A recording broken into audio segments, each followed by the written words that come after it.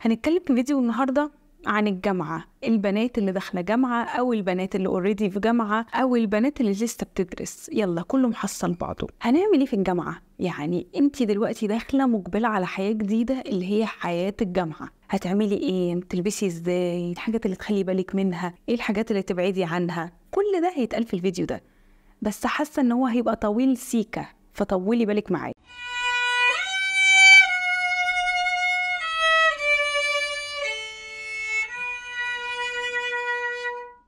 أول وأهم حاجة تكوني عارفة إن المكان ده كبير وواسع وهنمشي كتير، بنطلع سلالم وبننزل سلالم وبنجري من هنا لهنا وبنتمرمط من الآخر. فيعني اختصارا للوقت، كعب ملوش لزوم في الجامعة. الكوتشي الجميل المريح اللي انت بتحبيه هو الأفضل على الإطلاق. البسي حاجة مريحة، سواء كان كوتشي مريح، هدوم فضفاضة، ومكياج يبقى رقيق وسيمبل. بس كده، موضوع بسيط جدا في مظهرك في الجامعة. من فضلك بالنسبة للمكياج، فالبنات اللي بتحط 6 كيلو طن عشان تروح المحاضرة، أنا مش مشكلتي في 6 كيلو طن، أنا مشكلتي أنت بتلحقي تحطيهم إمتى؟ المحاضرة الساعة 7 الصبح، بتلحقي تعملي ده كله إمتى؟ الجامعة مش محتاجة فرق كتير، رجاجو وروج وانطلقي انطلقي. أهم حاجة في الجامعة الشنطة. والله بجد شنطتك في الجامعة دي أهم حاجة في حياتك. هتحطي فيها كل ما تمتلكي، كشكول المحاضرات، اقلام مش قلم، لان انت لو روحه بقلم مش هتلاقيه، لازم يبقى معاكي اقلام. ميه، والله الجو حر، الجو حر، وعلى ما بتطلعي السلم الدور السابع للمحاضره بيكون ريقك بقى حطب. ميه، لازم يبقى معاكي ميه. بوك، في كارنيه الجامعه، في البطاقه، في الفلوس، في فضه. بوك تاني تحطي فيه الفضه، ليه؟ عشان لما البوك الاولاني يتسرق، ما هو في نشالين، يعني اكل، خدي معاكي اكل او حتى سناكس تبقى بسيطه. بنجوع وبنفرهد. لبان عشان ريحه البق وكده، الحاجات دي. يعني مش عايزه اقول لك ان انتي تاخدي معاكي غسول، بس يعني مش عايزين نكبر الموضوع، فخليه لبان اللي هو كلوريتس، ده بيقضي الغرض وزي الفل. موبايلك، مناديل مبلله. ما هو انتي اكيد هتستخدمي المناديل المبلله في حاجه، يعني اكيد حاجه هتدلق عليكي من حيث لا تدري، فهتفضلي طول اليوم ملزقه. لازم تستخدمي مناديل مبلله.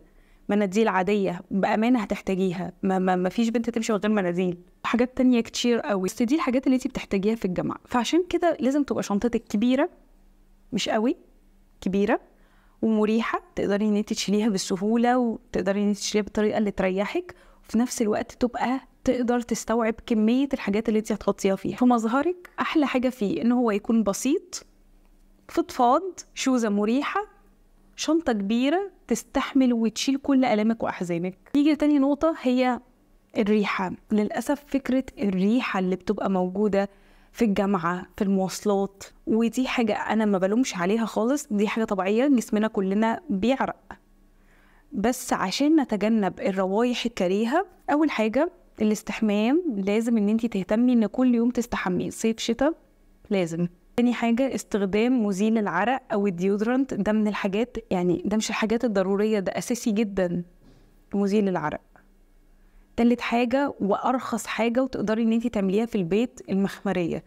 كنت عاملة فيديو قبل كده عن المخمرية، من فضلك شوفيه. رابع حاجة، ابعدي دايما عن الهدوم الضيقة اللي بتلزق على الجسم، اللي بتحبس العرق وبتشربه وبتفضل ماسكة فيه. ابعدي عن الهدوم اللي بتلبسيها اللي ما تبقاش قطن. رابع حاجة، استخدمي المشروبات العطرية اللي تخلي لما تيجي تعرقي تبقى ريحة عرقك لطيفة.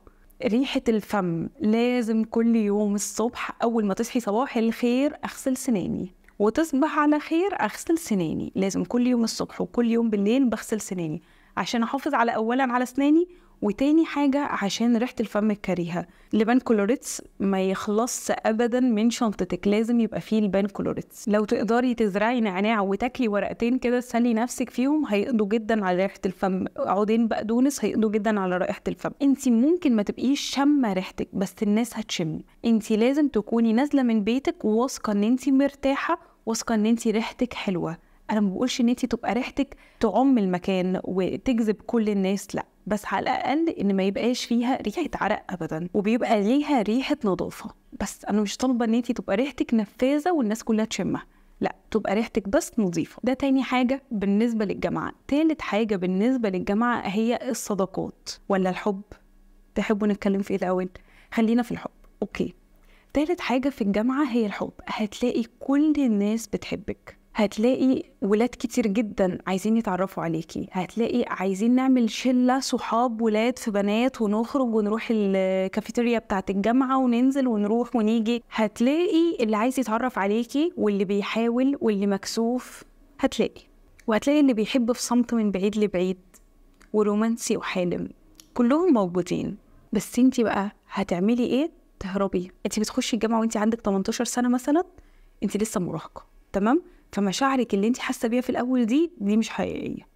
تاني حاجة، لما تيجي تتعرفي بقى على المجتمع بقى، واحنا صحاب واحنا جروب وننزل ونطلع ومش عارف ايه، ده هياكل وقتك. غير ان انتي هتتعلقي بواحد واثنين وثلاثة في الموضوع ده. يعني في رحلتك في الجامعة 4-7 سنين هتتعلقي بكذا حد لو انتي ما عملتيش كنترول على نفسك، تمام؟ فهتيجي تتعرفي على واحد وشوية وهتسيبوا بعض. ما خلاص، ما انتوا يعني هو عنده 18 سنة، انتي منتظرة منه ايه؟ هيقعد 4-5 سنين يدرس، وبعديها هيخش الجيش، وبعديها هيطلع يبتدي يكون نفسه. ده هيتجوز على الثلاثينات يا ماما، فلسه بدري عليكي. في شلة عايزة تتعرفي عليهم وتبقي وسطيهم وننزل ونخرج وتمام، اوكي، بس خلي بالك ان ده هياخد وقتك. ووقتك في الجامعة ده مش ثمين، ده أغلى وقت في حياتك، صدقيني ده الأغلى. فلو انتي ما أنجزتيش في كل مهماتك صح، مش هتنجزي حاجة تاني. فعشان كده لو انتي عايزة ترتبطي فخليكي تقيلة. عايزة ترتبطي بشاب خليكي تقيلة.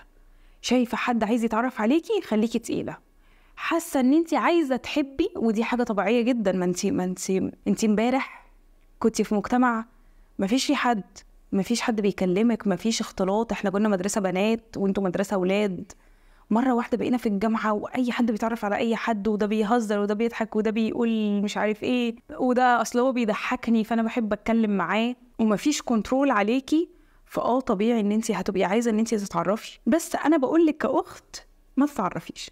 يعني انا كصديق، متخذني كصديق، لا ما تتعرفيش، خليكي تقيلة. كل ما كنتي تقيلة أكتر كل ما كنتي يعني جذابة. مش هتلمي أي حد عليكي، لا والله، ده اللي يقرب منك ده يبقى هو فاز بجائزة نوبل. مش هتختاري أي حد، هتختاري الحد اللي ممكن يناسب، اللي ممكن يجي يتقدم، اللي ممكن يجي يكلم مامتك. مش هتبقي أهلكتي مشاعرك وقلبك وطاقتك على الفاضي. فمن الآخر الحب في الجامعة ده وجع دماغ. وما هتعملي إيه في الجامعة؟ يعني انتي عندك 4 سنين تفضلي رايحة المحاضرات، جاي من المحاضرات، رايحة الجامعة، جاي من الجامعة؟ طبعا لا. احكي لك بقى. بصي، احلى حاجة في فترة الجامعة دي ان احنا بندرس كلنا، كل الناس المحيطة بيكي دي احنا بندرس. هنخلص ال4 سنين دول ونبتدي نشتغل. انتي بقى ما تبقيش كده. مش انتي عاملة لي سبسكرايب؟ عاملة لي؟ ما تعمليش كده.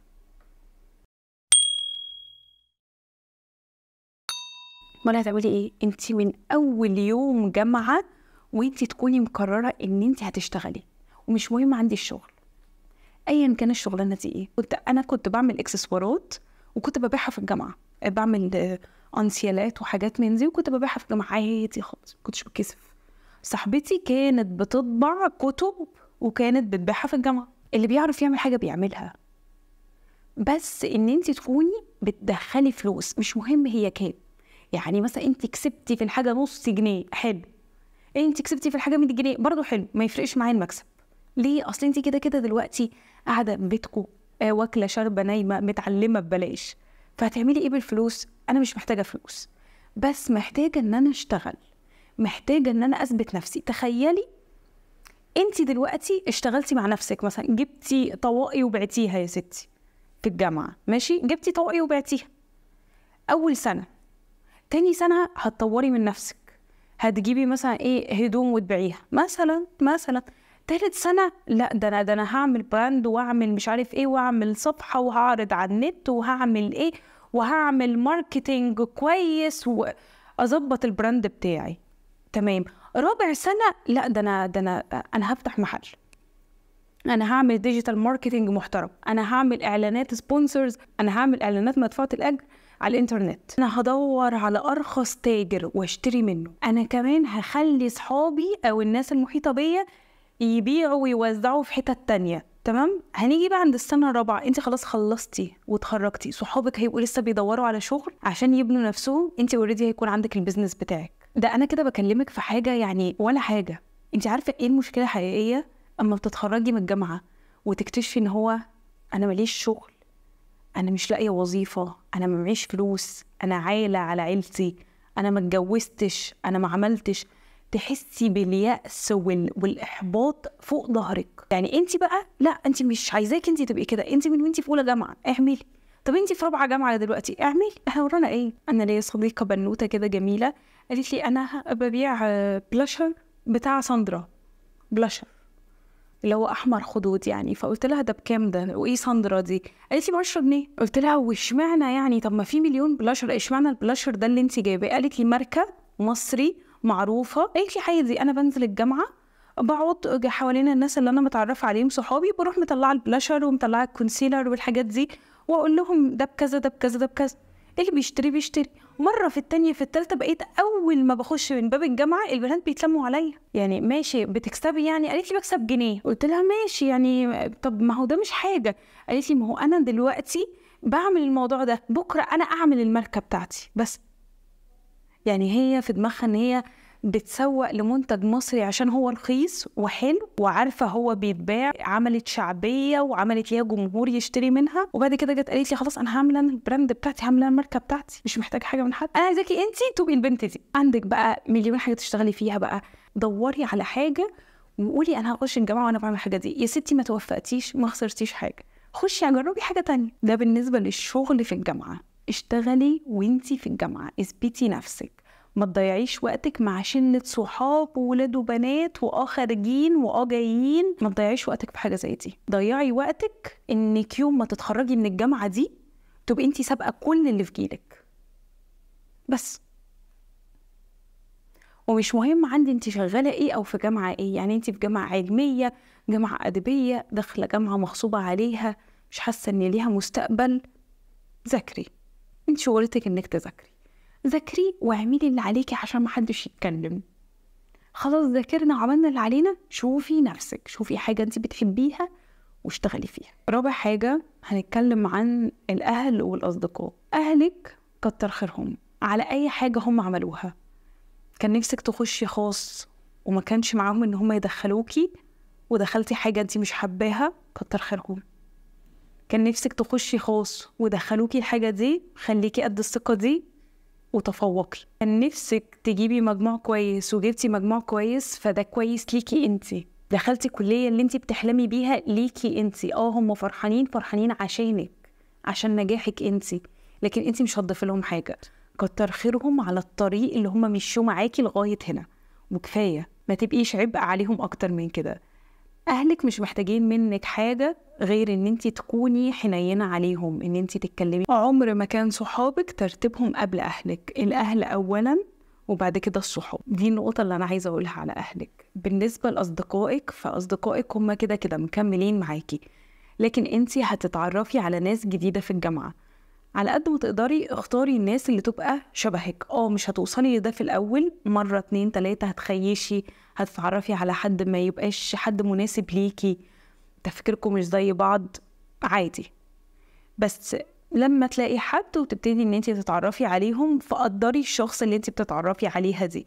يعني تعرفتي على بنوتة، قدري ان انتي بتتعرفي على واحدة جديدة، فقبل ما تبتدي تحكي لها كل اسرارك وتبقوا اصحاب جدا، لا، اعرفيها الاول وشوفي هل شخصيتها فعلا تناسبك ولا لا.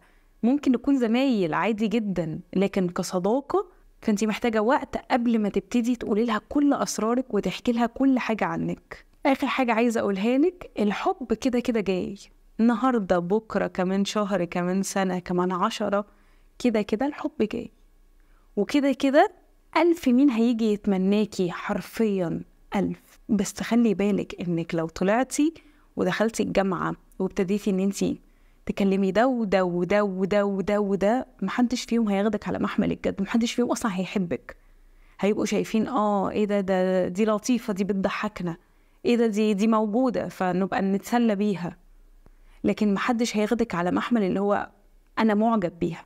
خلي بالك ان البنت الخفيفة دي هي بتبقى غلبانة وعايزة تضحك وعايزة تحس ان هي ان حد بيحبها، هي عايزة تحس ان حد بيحبها، فبتتصرف كده، بس ده تصرف غلط.